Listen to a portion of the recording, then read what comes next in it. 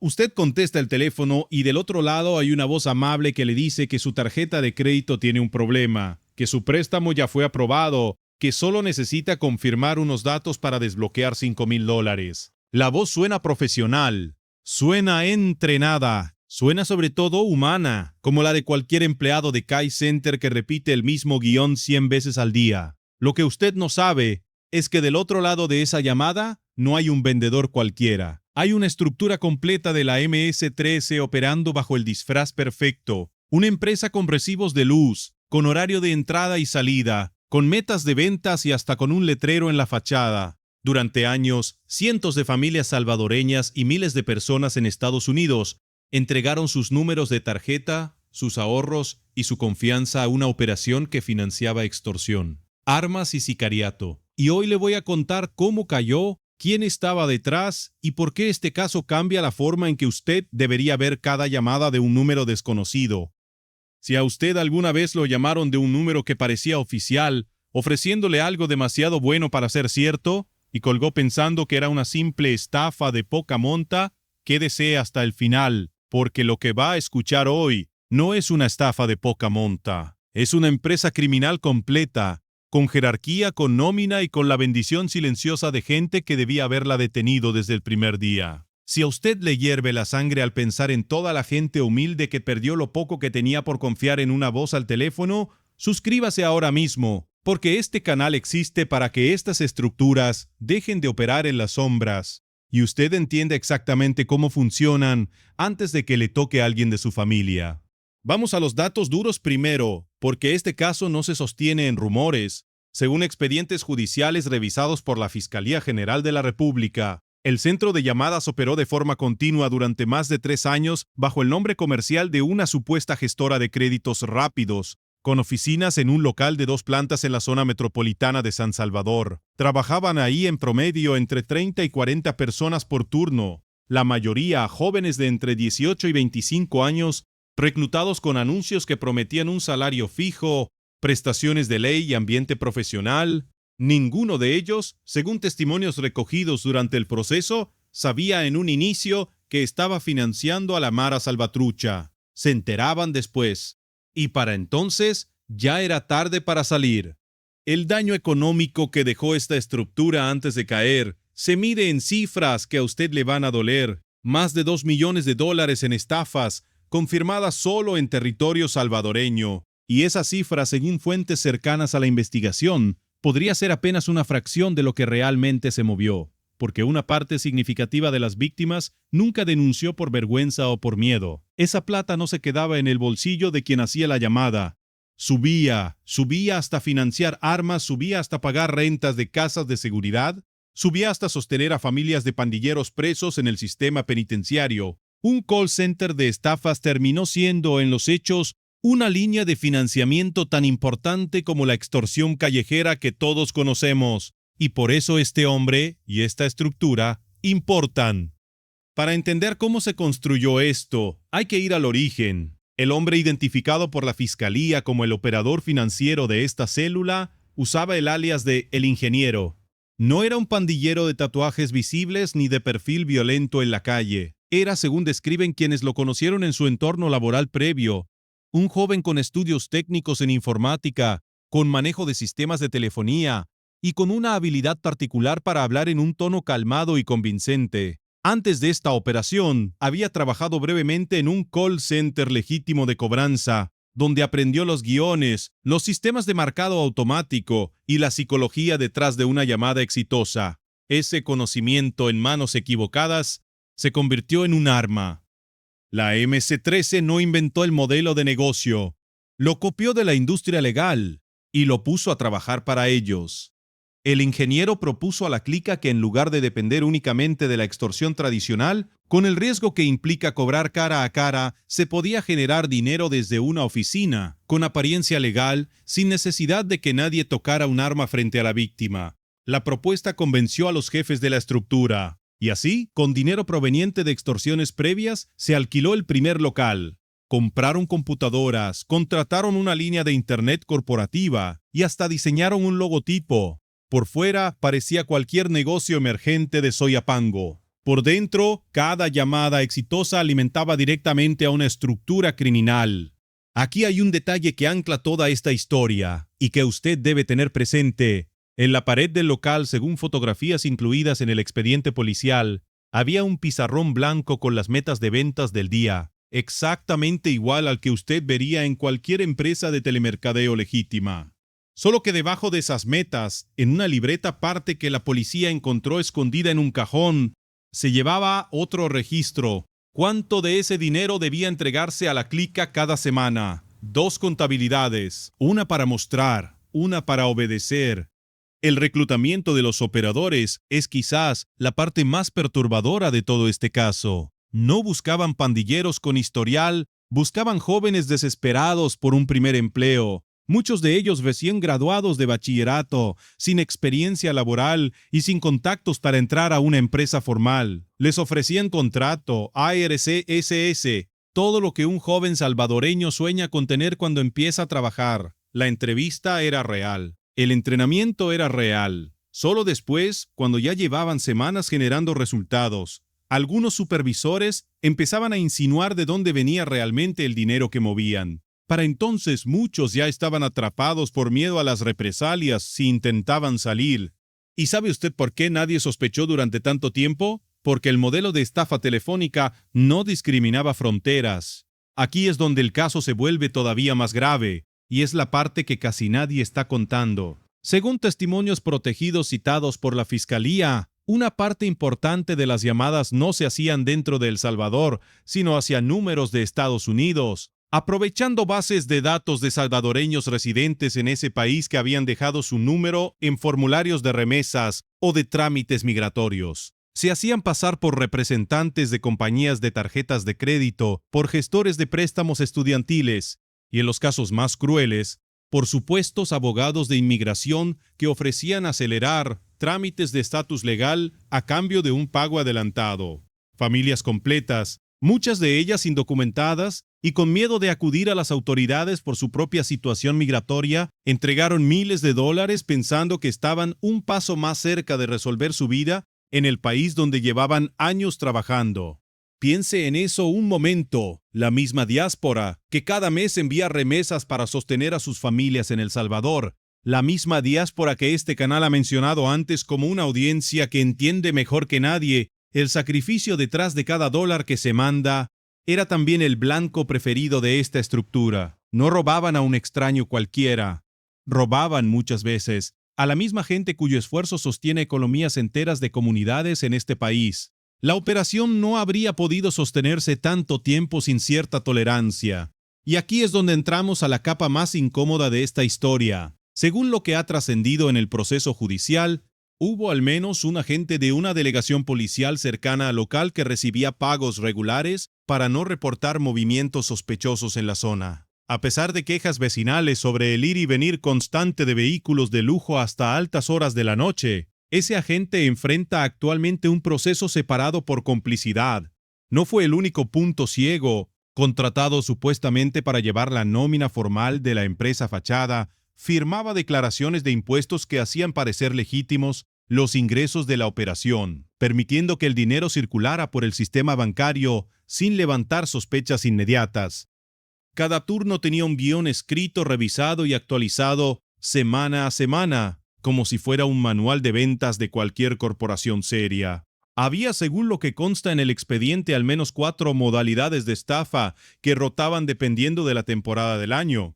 En diciembre, cuando las remesas suben por las fiestas, activaban el guión de paquete retenido en aduana, donde se hacían pasar por agentes de una empresa de envíos y pedían un pago urgente para liberar una supuesta caja detenida en el puerto. En enero, con el inicio del año escolar, usaban el guión de beca aprobada, dirigido a padres de familia que buscaban desesperadamente ayuda para pagar uniformes y matrícula. A mitad de año, cuando muchos salvadoreños en Estados Unidos empiezan a preparar su declaración de impuestos, montaban el guión más rentable de todos, el de asesoría migratoria falsa, el que terminó siendo, según las víctimas que se atrevieron a declarar, el más doloroso de todos, porque no solo les quitaba dinero, les vendía una esperanza que no existía. ¿Usted qué hubiera sentido si la víctima fuera alguien de su familia, Alguien que lleva 15 años trabajando de sol a sol en otro país solo para que le digan, con una voz calmada y profesional, que por fin puede arreglar sus papeles y paga $700 por adelantado. Eso fue exactamente lo que vivieron decenas de familias, según relatos recogidos por organizaciones de apoyo a migrantes que colaboraron con la investigación una vez que el caso salió a la luz. Algunas de esas familias llegaron a pagar hasta 3 veces, porque cada vez que completaban un supuesto trámite, aparecía una nueva excusa para pedir más dinero. Era en la práctica un embudo diseñado para exprimir a la misma persona una y otra vez, hasta que ya no tuviera nada más que dar o hasta que finalmente, agotada, dejara de contestar. Los supervisores del centro, según testimonios internos, medían el desempeño de cada operador con métricas casi idénticas a las de cualquier empresa de telemercadeo legal. Tasa de conversión, tiempo promedio de llamada, monto recaudado por turno. Al mejor operador del mes le daban un bono en efectivo. Y en más de una ocasión, según se documentó en fotografías incautadas por la policía, una cena de reconocimiento en un restaurante de la capital, pagada con el mismo dinero robado a familias que jamás sabrían que su pérdida financió el plato de otro. Ese nivel de normalización, ese barniz de empresa exitosa aplicado sobre un crimen que rompía vidas todos los días, es quizás lo más perturbador de toda esta historia, más incluso que las cifras. Lo que viene ahora es lo que casi nadie está contando, y es la razón por la que este caso terminó llegando hasta las oficinas de la Fiscalía Especializada contra el Crimen Organizado. Una de las operadoras, una joven de 22 años que llevaba 8 meses trabajando ahí sin saber al principio el destino real del dinero, decidió grabar de forma encubierta varias reuniones internas después de enterarse de que parte de las ganancias había financiado el asesinato de un comerciante que se había negado a pagar renta en una colonia cercana. Esa decisión, tomada con un miedo que uno solo puede imaginar, fue la grieta que terminó abriendo todo el caso.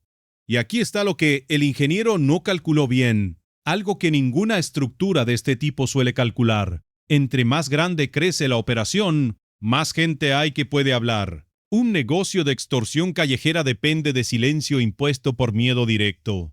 Un call center depende de decenas de empleados jóvenes que tarde o temprano empiezan a hacer preguntas, a comparar notas entre ellos, a sentir que algo no cuadra. La misma estructura empresarial que le dio apariencia de legalidad a esta operación fue, al final, su punto más débil. La joven que grabó las reuniones internas entregó semanas después el material a través de un canal de denuncia anónima, habilitado por la Fiscalía, sin dar la cara directamente por temor a represalias contra su familia. Ese tipo de mecanismo, según explican fuentes cercanas a la unidad de crimen organizado, se ha vuelto una pieza clave en investigaciones recientes precisamente porque reduce el riesgo para quien decide hablar. Ella nunca llegó a testificar en persona durante la fase pública del proceso. Su identidad permanece bajo reserva judicial y probablemente seguirá así durante años, porque el precio de romper el silencio dentro de una estructura como esta no desaparece con una sola captura.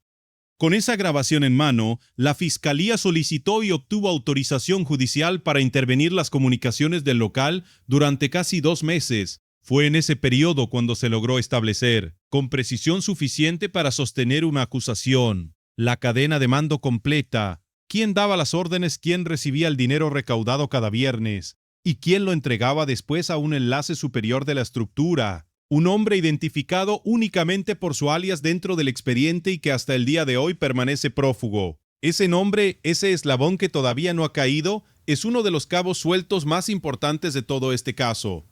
La caída llegó en una madrugada de operativo coordinado entre la Policía Nacional Civil y unidades especializadas de la Fuerza Armada, bajo el marco del régimen de excepción que el gobierno de Nayib Bukele mantiene activo desde marzo de 2022, según el comunicado oficial de la Dirección General de Centros Penales y de la Policía Nacional Civil. El operativo se ejecutó de forma simultánea en 3 direcciones distintas: el local donde funcionaba el call center, una vivienda utilizada como centro de almacenamiento de equipos electrónicos y bases de datos, y la residencia donde se escondía el ingeniero, desde hacía semanas, alertado ya de que algo se estaba moviendo en su contra.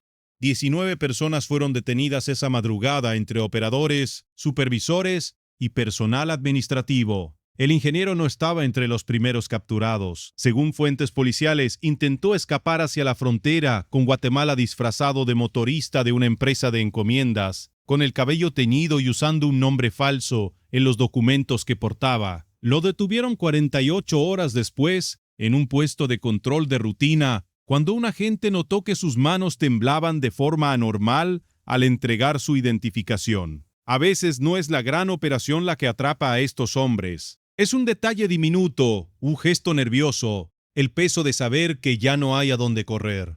Compárelo con la vida que llevaba apenas semanas antes: oficina propia, metas semanales, empleados a su cargo, una fachada de éxito empresarial construida sobre el dolor ajeno. Hoy enfrenta cargos por agrupaciones ilícitas, estafa agravada y lavado de dinero, con una condena que, de confirmarse en su totalidad, podría superar los 30 años bajo el sistema penitenciario endurecido que este gobierno ha impuesto para estructuras de crimen organizado. El contraste es directo, de decidir metas de ventas en un pizarrón blanco a decidir absolutamente nada dentro de un sistema diseñado para que estos hombres no vuelvan a tener control sobre nada, nunca más. Pero hablemos de las víctimas, porque este es el contrapeso que este caso necesita y que casi nunca se cuenta con suficiente detalle. No hablamos de una sola persona estafada. Hablamos, según los primeros conteos de la Fiscalía, de más de 400 víctimas confirmadas solo en la fase inicial de la investigación, con la posibilidad de que la cifra crezca conforme avance el proceso. Familias que perdieron el dinero destinado a la colegiatura de sus hijos, adultos mayores que entregaron sus ahorros de toda una vida pensando que estaban asegurando una pensión mejor, trabajadores indocumentados en Estados Unidos que, además de perder dinero, quedaron más expuestos legalmente por haber compartido información personal con quienes decían representarlos ante autoridades migratorias. Entre esas 400 víctimas hay una historia que resume, mejor que cualquier cifra, lo que esta estructura le hizo al país. Una señora de 63 años, residente en un cantón rural del Departamento de la Libertad, vendió parte de un pequeño terreno heredado de sus padres, porque le dijeron por teléfono que su hijo indocumentado en Maryland había sido detenido y que necesitaba pagar una fianza migratoria de forma inmediata para evitar la deportación. No era cierto. Su hijo estaba trabajando esa misma tarde sin saber nada. Ella se enteró de que había sido engañada solo después de que el dinero ya había salido de su cuenta, transferido a una cuenta que, según pudo establecer después la investigación, alimentaba directamente a la misma estructura que hoy enfrenta cargos. Esa tierra no se recupera con una sentencia judicial, por larga que sea la condena. Ninguna de estas personas recuperará jamás la totalidad de lo perdido, y eso es algo que este canal no le va a maquillar con un final feliz que no existe. Lo que sí cambió, y esto es innegable, es que este tipo de estructura ya no puede operar con la misma impunidad de hace una década.